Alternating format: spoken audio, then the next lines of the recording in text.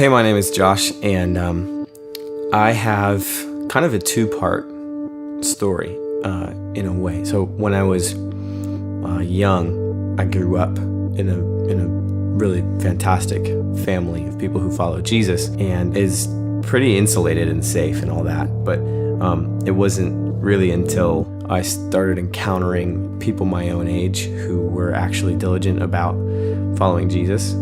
The transformation for me was like going from I believe in God to I follow Jesus, and even to the point of confessing I love Jesus. Like that, I remember that statement resonating for me and being very different, because for me the association of a person is so different than a distant God, and that God would in fact reveal himself in that way to us as the man Jesus. That's incredible, because it's a connection with not only what we hope the best part of the universe is, but what I hope to aspire to be in the most human sense of who I am, not just in the like godly sense, right? But in like what's the best way to be a human. And that sounds all nice and dandy, but the truth of it is, my sin and my mess that I create is in dire need of redemption. So one of the things I really struggled with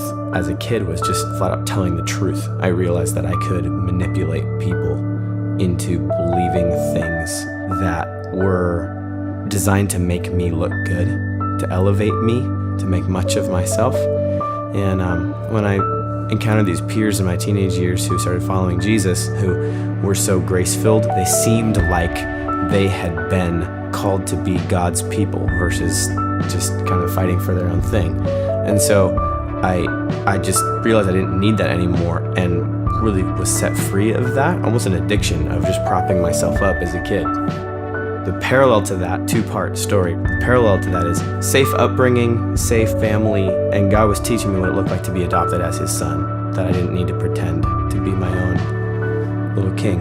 And to drive the point home, he brought my sister into our family, who was adopted, and I was 13, and it's right at that space of time in a few years where God was drawing me towards himself. And I just began to see in the most tangible way, here's what it looks like truly to be adopted as God's child.